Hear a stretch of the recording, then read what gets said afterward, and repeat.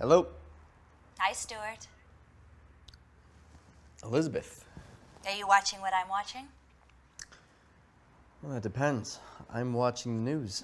I'm seeing that you got what you wanted. It would appear as though the Linderman building is no more. Yeah. I've been working towards this goal for a few years now, Stuart. Oh, nice. Like a long-term strategy? So why are you calling me? You don't have to rub it in. I lost. I want to rehire you, Stuart. Really? And why is that? Well, I like your passion for the job. And you were right about the Linderman building, from a business point of view, anyway. It just had to be destroyed for personal reasons. Oh, please. I'm not in the mood for jokes. I'm not joking here. Were you listening to what I just said? It was personal, Stuart, not business. Yeah, I was listening, okay? I heard what you said. Lesson learned. What do you want from me? Well, I want you to come back. We're going global here. I mean, I could use someone like you. I'd like to make you the director of the LA office. What's going to happen to you? Are you going to retire in the Bahamas? Yeah, funny. No, I'm going to be relocating to Shanghai, and we'll be actively involved in starting up the office there. We're working on establishing a company that's in the forefront of sustainable development. Are you kidding me, Elizabeth? You stabbed me in the back. What do you expect me to do? I'm sorry. Okay, I screwed up. I really screwed up, and I'm sorry. If you give me a chance, I'm going to make it up to you. I'm going to give you the responsibility that you've been asking for. I'm going to let you reorganize the company structure, and we will offer you a very, very competitive package. Again, I screw up. Just give me a chance to make it up to you. What do you say, Stuart? We'll talk about it over lunch tomorrow. Okay. Okay, I am going to make this up to you. I'm going to make you an offer that you can't refuse. Thank you. I'll see you tomorrow. Okay. Bye, Stuart. Bye.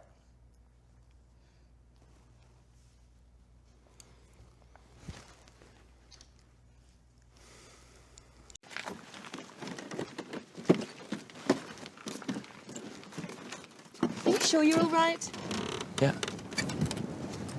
I heard you talking to yourself. Yeah. Mark, I'm glad we came to the desert. Yeah. Yeah. Yeah, me too. Live the dream. Mark. What? It's nothing. Let's go. Mark's been acting rather oddly. Get this right. First he said he saw someone on the side of the road, but when I looked, there was no one there. Then I heard him talking to himself. He claimed he was talking to the same man as from the desert, but there was no one around, and anyway, how could he have been? After that, he was different. Better.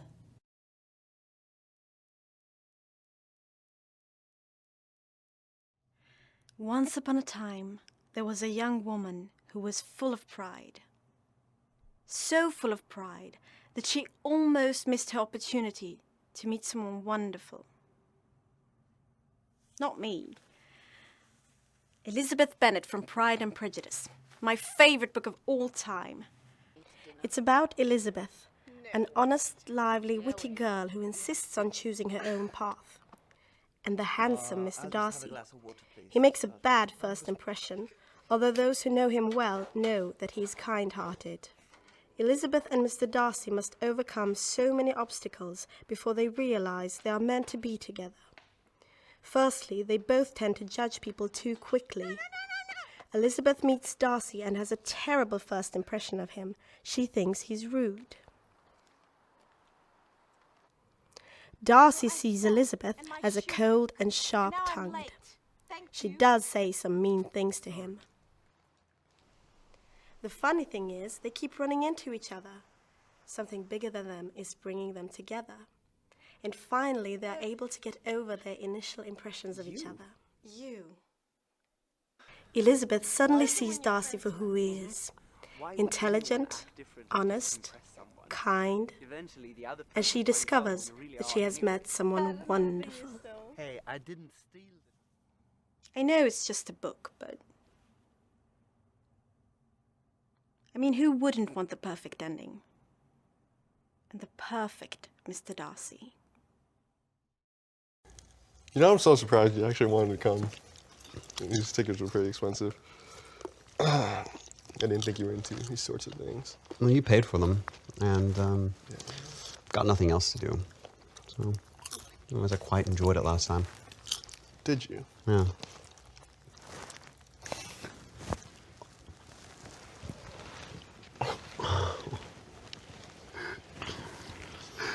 What is he doing here? I don't know. Well, there's the Buster Keaton Movie Festival, I guess. Who's that actor again? Actor and director.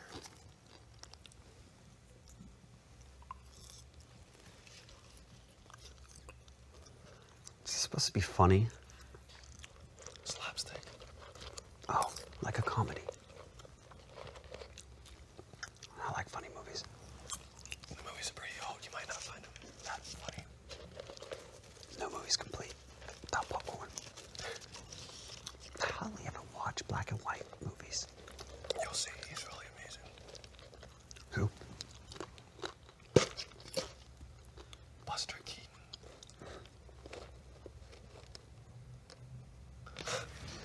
You know, many comedians cite him as their source of inspiration. No special effects. He did all of his own stunts. And doing stunts back then meant doing it for real. So whatever you see on that screen actually happened in real life. No special lighting, no camera tricks, no CGI. You know, he once broke his neck during a scene, only to realize it a year later.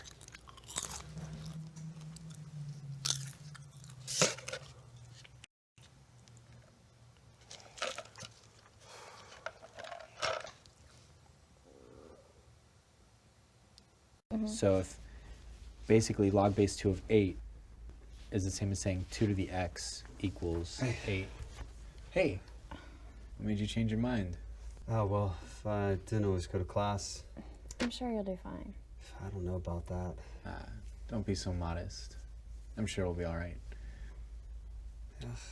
Well, we're doing logarithms right now if you want to join us. It's not that exciting, No. but... It's not very fun either. Nice. Yeah. How long have you guys been staying here? All night? A long time. Probably like 4 in the morning. Okay. Yeah, no problem. Sure, yeah.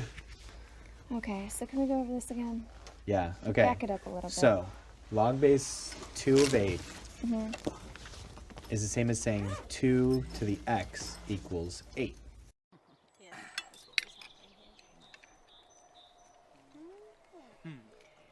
Leo, you should have some more potatoes. Mom, you've given him 3 helpings already. Thanks, I'm feeling kind of full.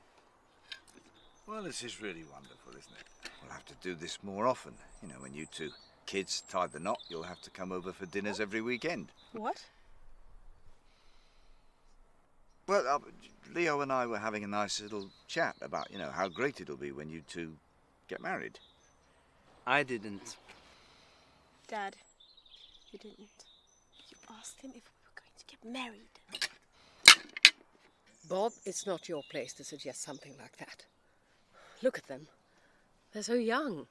They're only having some fun. What were you thinking? Well,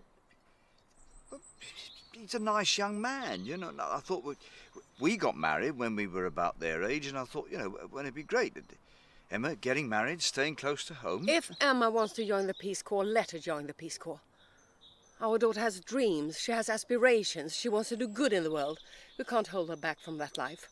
I don't want my daughter making the same mistake I did, getting married young and then missing out on all those opportunities. Mistake? No, of course I don't mean mistake. I just mean I want Emma to follow her dreams, to have adventures. to be everything she can be.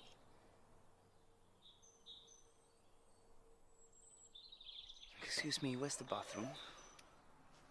Go inside the house and then you go up the stairs, first on the left. The door's a bit tough, so you might have to give it a hard pull. I think there's enough paper. Oh.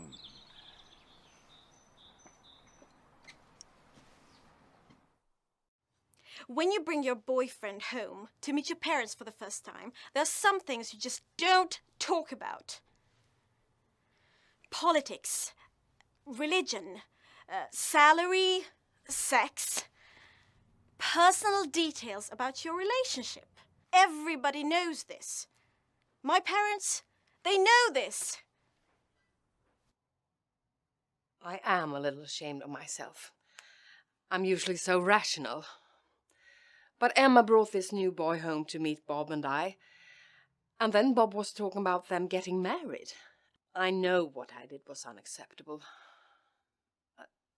I just care about my daughter. I don't want her to make the wrong decisions. Yeah, well, I really put my foot in my mouth, didn't I? What an idiot. Me, that is. Then Nancy got upset. But Emma's been talking about moving away lately, you know, to a far-off country.